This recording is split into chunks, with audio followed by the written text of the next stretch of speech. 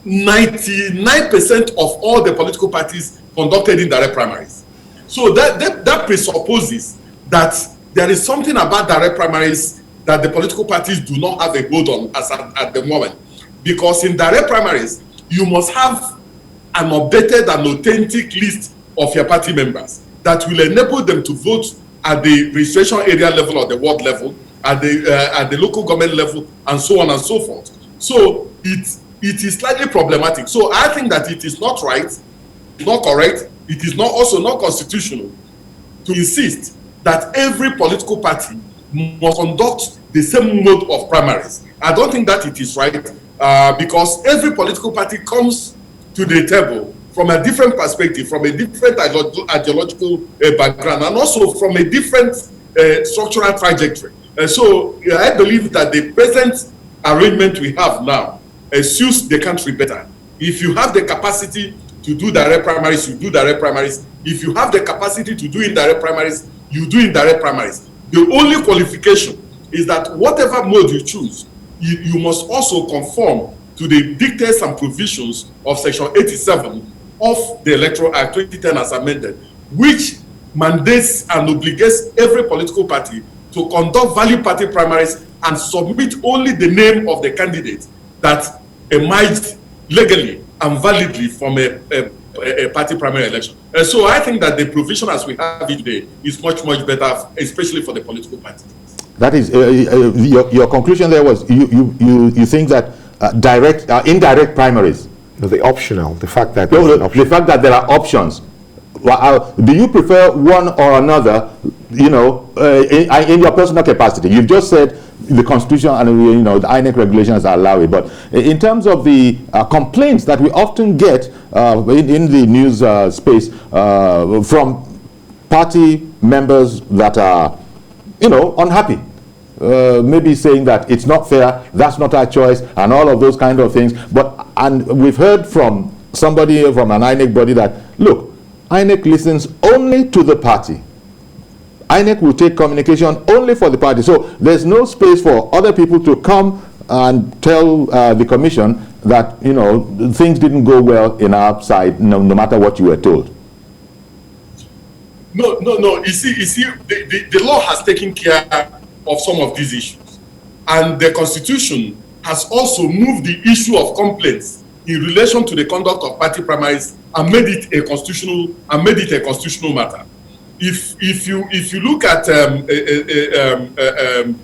Section 285 of the Constitution itself, he has made it very clear that any aspirant that complains that the conduct of party primaries was not in accordance with the constitution of the party or with the guidelines of the political party itself or with the Electoral Act has a right to go to the either the Federal High Court or the State High Court or the High Court of the Federal Capital Territory to go and ventilate his or her grievances. He has also even given the local standard to other political parties to even interfere and make conclusions and make a determination in relation to what happens in other parties, in relation to their party primaries. So I think that my own preference is that if a political party is confident that he has the capacity to do direct primaries, he should go ahead and do direct primaries. Okay. If he believes that he can do indirect primaries, he should go and do indirect primaries.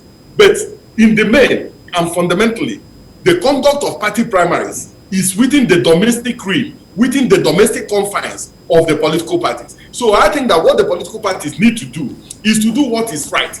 Anytime a political party does what is right, in terms of giving party members the choice and putting in place a level playing ground, the complaints are very, very minimal. But when a political party wants to cut corners or wants to disenfranchise the party members or wants to impose a preferred candidate, then that particular political party will definitely have challenges and will have problems.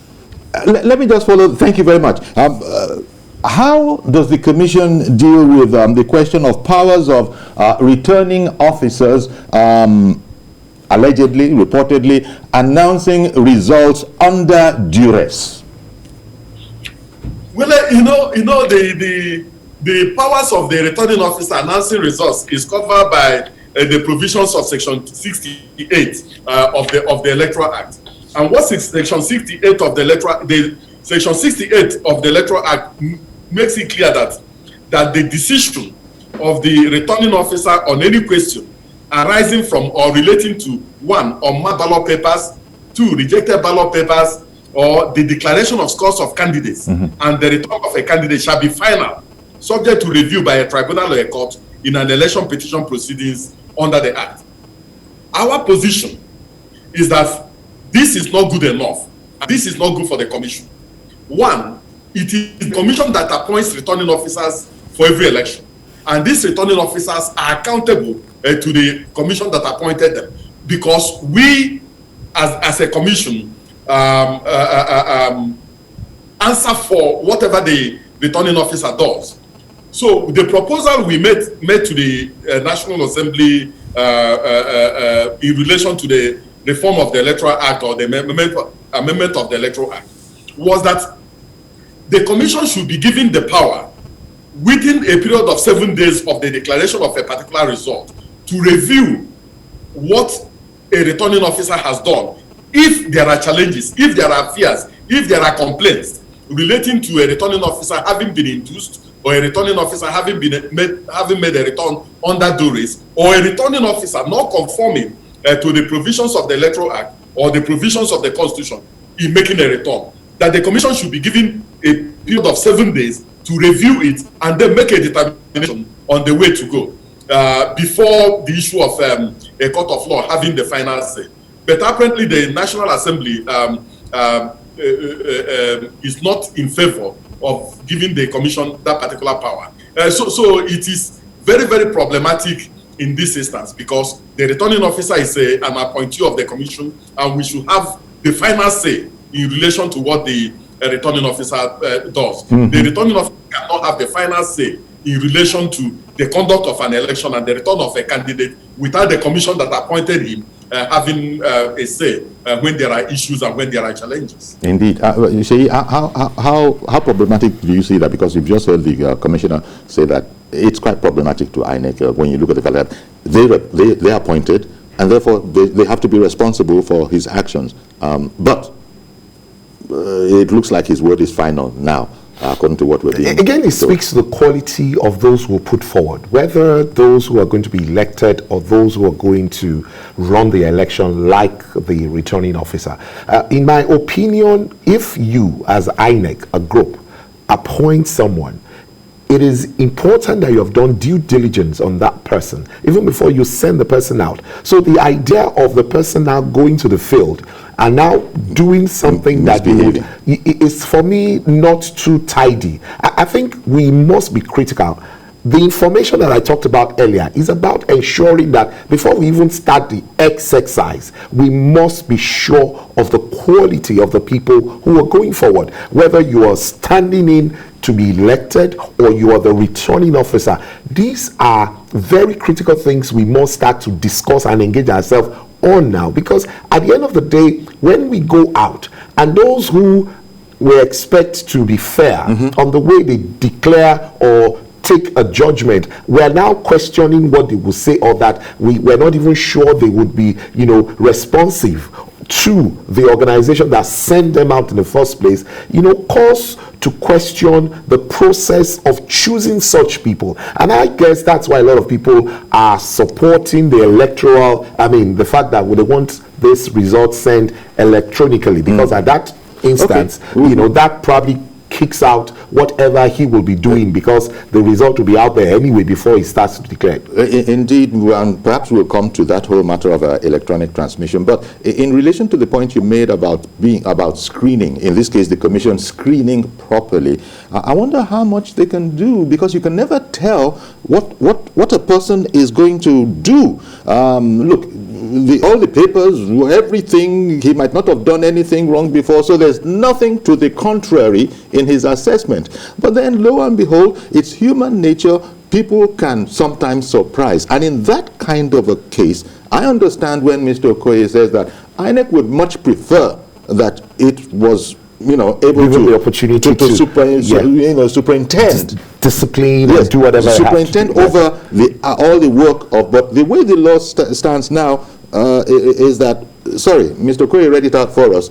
It's final for now. And I suppose we'll, I guess we'll have to take it, take that. Did you want to add anything to that, Mr. Okoye? Because the point that was made that shouldn't INEC be more thorough in screening people who become electoral, officers, such that they can never do, what is unexpected? I agree with my brother that okay, that we ought to do due diligence in terms of those we recruit or appoint. But you see, it is slightly problematic when you have a general election. And I give you a practical example.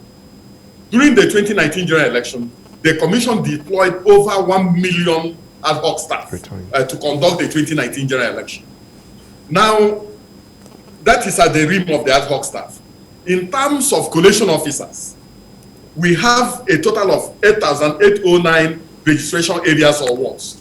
We deploy at least a collation officer to each ward in relation to the cluster of election that we are conducting. We have 774 local governments. We deploy at least a collation officer to each local government to go and collect these results. And then we have a total of 1,558 electoral constituencies. We deploy collation and returning officers to all these constituencies. So when you have a general election, there is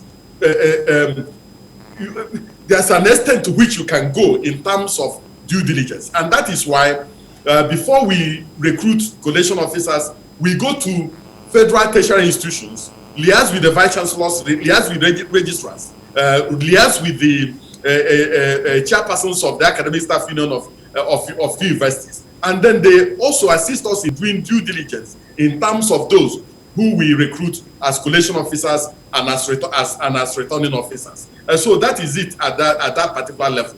So I agree that over time, some of the returning officers, some of the collation officers have had the requisite experience in conducting elections. And we have seen some of the elections conducted by some of these people. And we have also blacklisted some of the returning officers, some of the collation officers we have used who did not live up to expectation.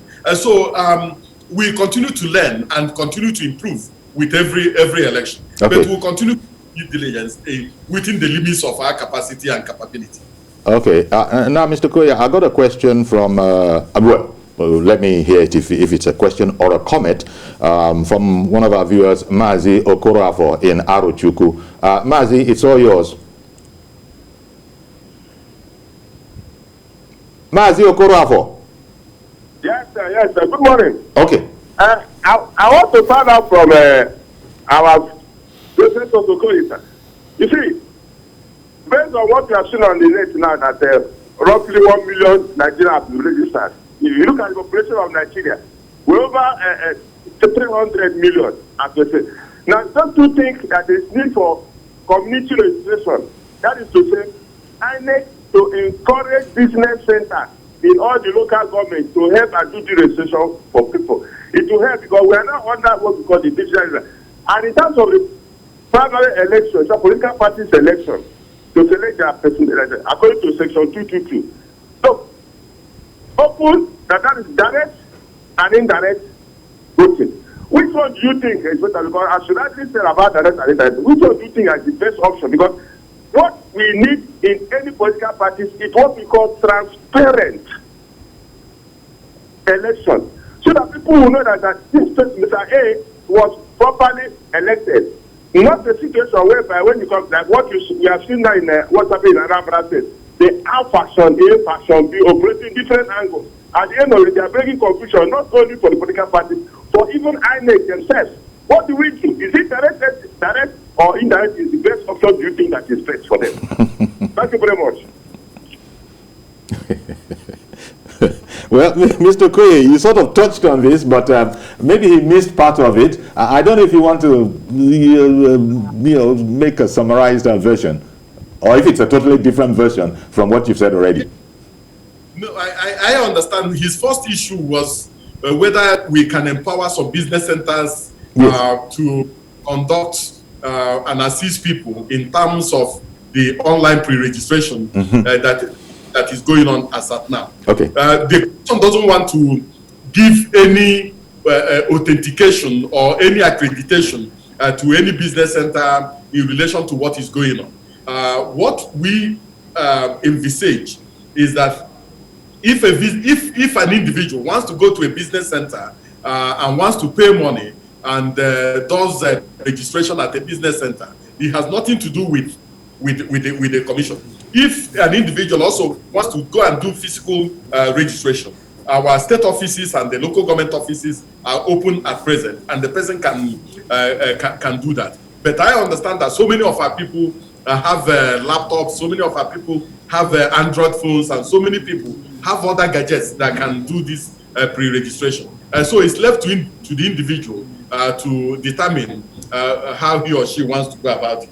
And then in relation to the issue of party primaries, I completely agree with him that what is important is transparency. That even if a political party is going to do a consensus approach, that whatever consensus approach that is adopted should be transparent, and all the party members should be involved in that particular issue. It is when there is lack of transparency, when things are opaque, that people really complain. But when things are very, very clear, when things are very transparent, when there's openness and genuineness in terms of doing what is right, people will not complain. So I think that what political parties should do is to make a determination on the one that suits them and then conform to the provisions of Section 87 of the Electoral Act as amended. Okay, just a teeny-weeny point in passing. You said there that among the things that people have laptops, they have Android phones, and then you moved on.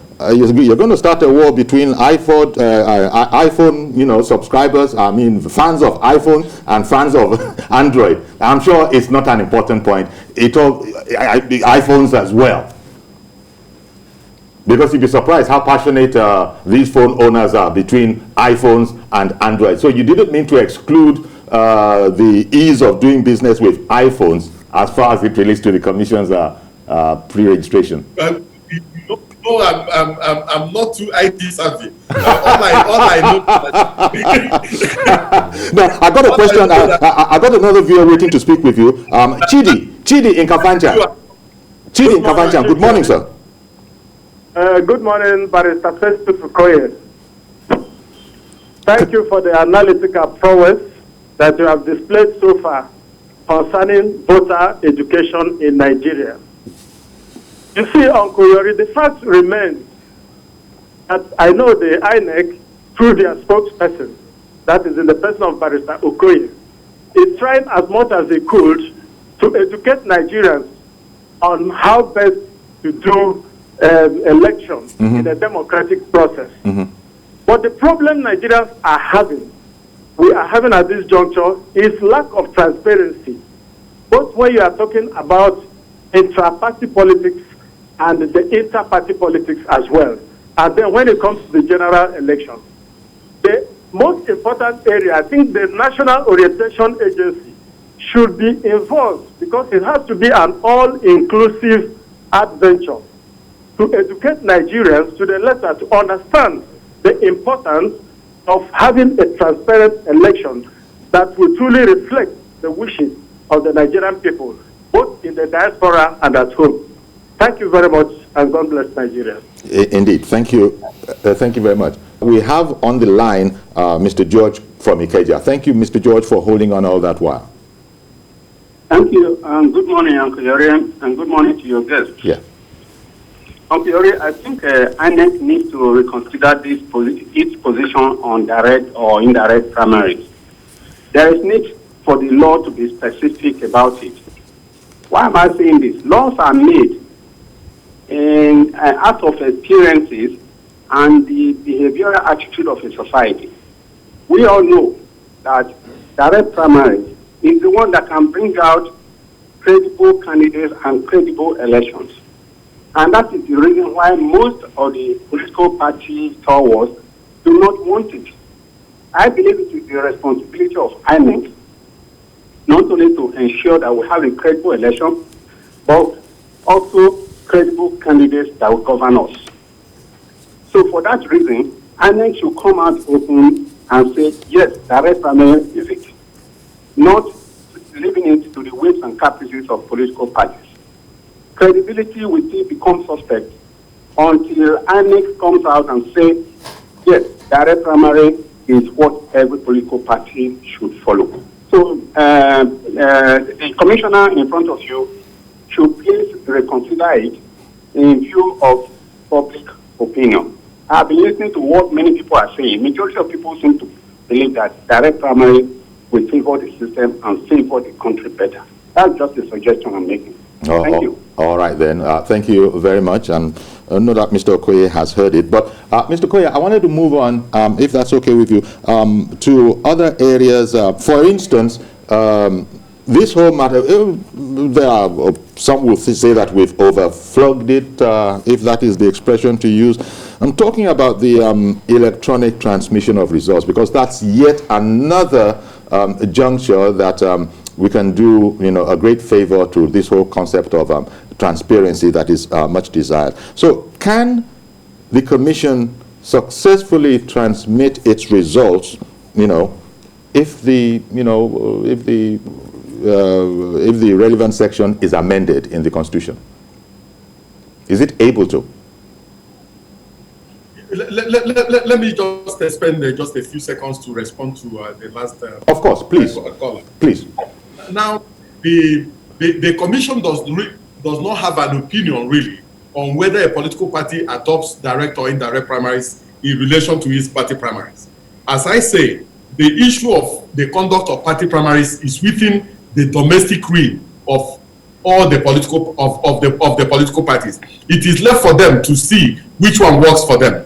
Secondly, the law as we have it today provides for direct and indirect primaries. So if tomorrow the National Assembly amends the constitutive legal instrument, which is the Electoral Act 2010 as amended, and provides for only one form of primaries, definitely the Commission will continue to monitor those primaries as provided for in the law, because the Commission is a constitutional and legal body, and we follow the law. We don't have law-making powers. And so whatever law is made by the National Assembly is the law that the Commission will follow. But we believe that it may be much, much better to allow political parties to take a decision in relation to what works for them.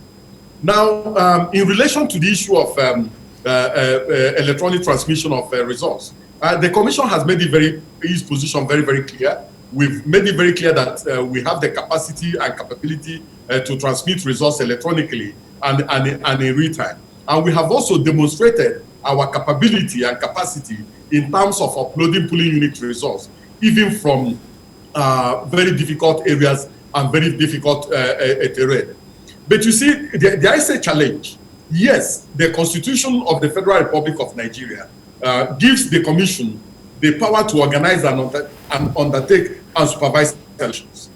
Furthermore, both Section 78 of the Constitution and Section 160 of the Constitution domiciles the power of conducting elections with the Commission, domiciles the power of supervising elections with the Commission, and also even empowers the Commission to not only assign responsibilities to other agencies and other organs of government, but also makes it mandatory that nobody and no organ and no individual has the power and the right to interfere in the work of the Commission and how the Commission does this work.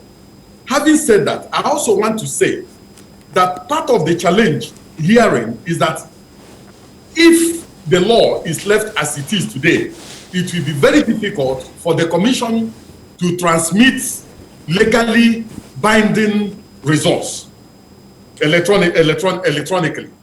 This is because if you look at, for instance, Section 63 of the Electoral Act 2010 as amended, Section 63 of the Electoral Act 2010 as amended makes the collation of results manual.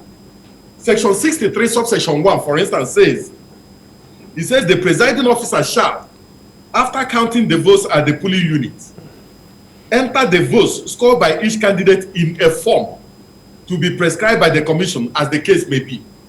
Subsection 2 says, the form shall be signed and stamped by the presiding officer and countersigned by the candidate or their polling agents where available at the polling unit. Then subsection 3 goes on to say that the presiding officer shall give the polling agents and the police officer where available a copy each of the completed forms after it has been duly signed as provided in subsection 2 of this section.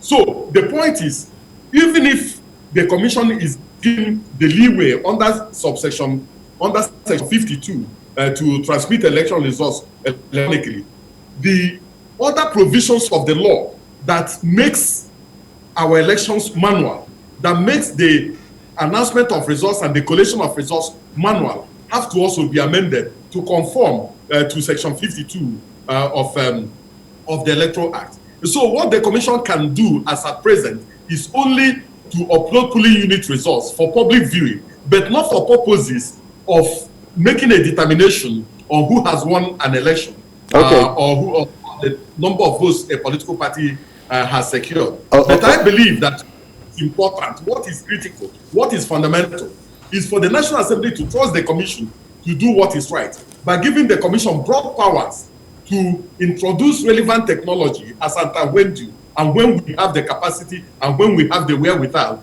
to do it. So if we are giving broad powers, we will consult Nigerians in every aspect of what we intend to do. But more fundamentally, this commission, I think, is a responsible commission, and we do what is right to elevate the electoral process in Nigeria, especially to conform to both regional and international standards. Okay, Mr. Okoye. Now, Kelvin called in from Akwanga in Nasarawa a while ago. I didn't want to interrupt you because of the importance of what you were saying. Are you still there, Kelvin?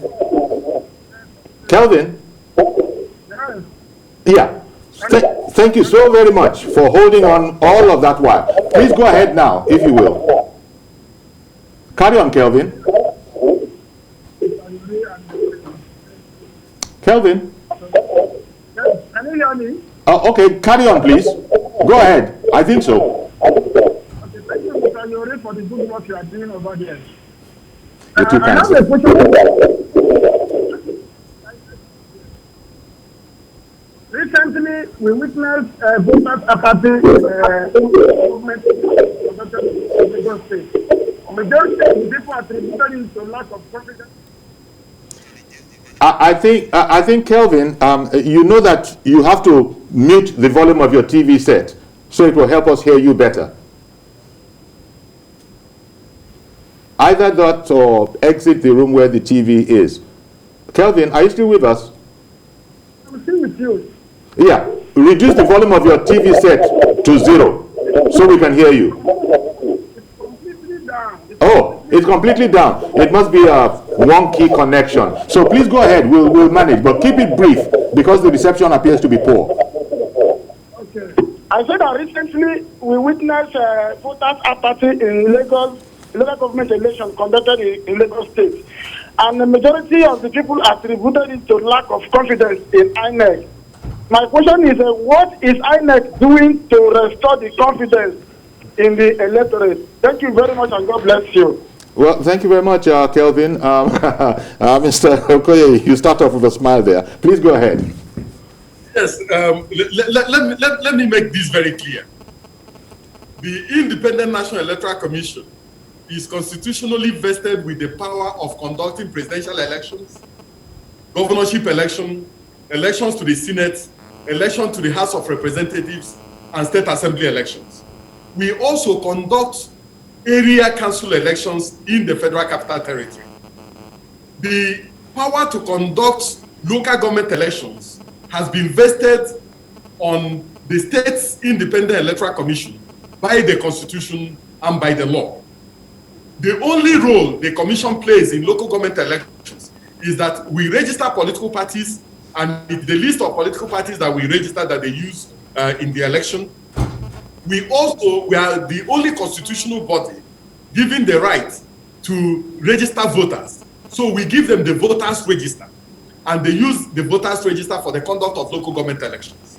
But the conduct of local government elections is within the exclusive preserve of the State's Independent Electoral Commission And they are completely and absolutely and fundamentally different from the Independent National Electoral Commission. So we don't conduct local government elections, and we don't have anything to do with local government elections other than giving them the voters register and also registering political parties, and they know the political parties that are in existence. Okay. Well, The voter party in relation to the local government elections in Lagos, I'm not really competent to comment on it. But the whole issue about voter party in our electoral process has been on for a while. And based on that, this particular commission, Independent National Electoral Commission, as you are aware, expanded voters access by creating additional polling units in Nigeria. And we have taken those polling units to both underserved and unserved areas. So we believe that since we have made polling units available and closer to the people, that they can access some of these polling units much better. Okay. Secondly, we are speeding up and increasing the level of voter education and voter awareness. And we also urge all the other critical agencies and critical stakeholders to also do the same. People should also, there's also an element of good governance in relation to voters' apathy. If people believe that the government is not delivering for them, there's a possibility that they may completely log off. If people believe that if they vote, their votes will not count, they will definitely log out. So there's a whole gamut of issues, a whole gamut of challenges that we need to address. But I believe that with the way the commission is going, with the measures we have taken, with the type of technologies we are deploying, and the deepening of the use of technology in the electoral process, that we are confident that people will begin to re-engage much more confidently with the electoral process, and the issue of voter apathy may decrease, may be taken care of substantially, but not may be taken care of substantially. Thank you for the clarification, especially as it relates to the difference between INEC and the state independent electoral commissions. Could you relate with the caller who called in and was speaking about all the Kelvin, that linking it, do you think it is an often made mistake, people not understanding that, look, the state independent electoral commissions are, as it were, they're related, but their functions are clearly divided, and as Mr. Okoye was explaining there, they don't really take part in all because the people are not predominantly interested in whether it is state or national. What they want is whoever is conducting the election, it has to be fair and it has to be free. Now, we just talked about the electronic transfer, and in my opinion, we didn't finish on it because we're moving on. It's important that we emphasize the fact that it's a big subject. Yeah, so we need to emphasize the fact that Barrister Okoye just mentioned that the reason why they employed that process was to ensure that these things are done transparently. Now, we need to take it back and ensure that, look, whether we are 80%, 50%, the fact that INEC have owned up and said they are willing and ready, I think Nigeria, through the Senate and House of Assembly, should ensure that that is included so that at least we can get a part of. It's a simple thing to do, as Mr. Okoye has, suggested by saying that, look, it just needs to be amended. The constitution needs to be amended. The law needs to be amended so that, because I just was waiting for him to conclude the statement when he said that the very constitution itself, makes it manual. Because you must enter, you must sign, you must stamp. So all of this can be, we can prevent all of this. Now, Mr. Ajose in Surulere, good morning, sir. Good morning to you. Good morning, Uncle Yori. Good morning, sir. Thank you for calling in. Good morning to Mr. Sheyi and Barrister Okoye there. Morning, sir. Good. Can you hear me, please? Loud and clear. Oh, great. Look, Uncle Yori, we know the basic that, look, you could have soft copy, you could have hard copy. So the whole idea of transmitting and not transmitting, constitutional and whatever, you need both to go side by side. It could actually help you as a backup. Okay, we'll be having series of issues, you know, kind of going to the court, and then you want to provide evidence and all this kind of stuff. So you could actually use that as a backup. After signing the hard copies, you could take a shot and then send it. Why not? Anyway, that's by the way. The voters' apathy of a team. Campaign is not the same thing as education. We see more of campaign. If the political parties put in the half of the energy and resources they deploy in campaigning into educating the voters, voters will get to appreciate the importance of their mandate. Okay, so to take care of the voter apathy aspect of the whole, you know, what you need is more of security and transparency. Look, there are classes of guys in Lagos, for instance, they need no education to know the importance of their mandate, but they don't feel secure going out there to exercise their mandate. You get in the Uncle Yori, then again, Barrister Okoye, you need to do us a favor. There is a case in hand, Anambra, for instance, ABGA. Okay, I want these guys in the NAS to be able to empower INEC to be able to have a kind of deadline. Any political party that is having fracas, any sort of fractional, you know, stuff within the party, you give these guys a deadline. If you fail to resolve it within social point in time, you are not going to present any candidate for either faction. Come on, they're going to sit up because they know at the end of the day, it's not going to be Soludo nor the other guy.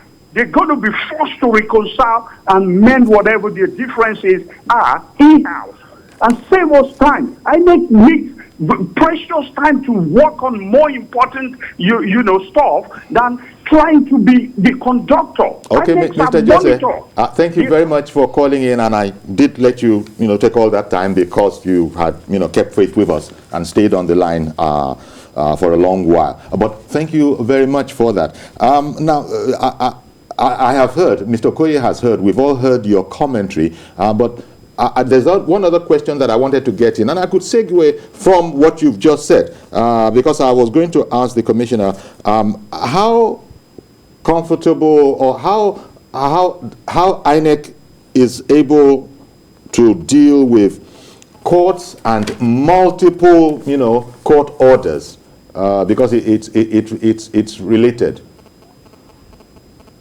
It's really been very challenging. Now, if you look at Section 31 of the Electoral Act 2010 as amended, it provides that the moment political parties are done with their party primaries, they conform with the provisions of our timetable and schedule of activities, and also upload the personal particulars of the validly nominated candidates to our portal, our candidates nomination portal. As you are aware, this particular commission no longer receives manual nominations from political parties. We give an access code to the national chairman or national chairperson of the political parties that organize party primaries, and they use that access code to upload the personal particulars of their nominated candidates into our candidates nomination portal. And then thereafter, we also use the provisions of the law and our timetable and schedule of activities, and publish the personal particulars of the candidate in the constituency where the candidate intends to contest election. But what we have had is a situation where political parties, some of them are factionalized, there's no doubt about it. Some of them are in various courts. And as I pointed out, in one of the political parties, we have court order from every geopolitical zone in relation to an election that is taking place in Anambra. The only place where we don't have the court order, the only place, since they have exhausted the 6 geopolitical zones, maybe we should wait for an order from the ECOWAS court, and then that will complete the entire cycle. And some of these orders... You know, I'm sorry, Mr. Okoye, I'm sorry. Much as I don't want to do it, I am forced by the constraints of time. We've got to leave it where you put it. But did you want to add a sentence to sort of conclude? My conclusion is that political parties should try as much as possible to resolve their internal issues using their own internal mechanisms, and then the court will come in as a last resort. That's my conclusion. Okay, then. Well, I want to thank you very much, Mr. Festus Okoye, INEC National Commissioner in charge of Voters Education and Information, for the explanations that you've given us this morning. Much appreciated. Thank you so much. All right, then. So, Seyi, just, quite frankly, you saw the situation. Yes. A one-liner, because it's a lot of complex issue. Mr. Okoye tried to, shed light on them. You got a 10-seconder?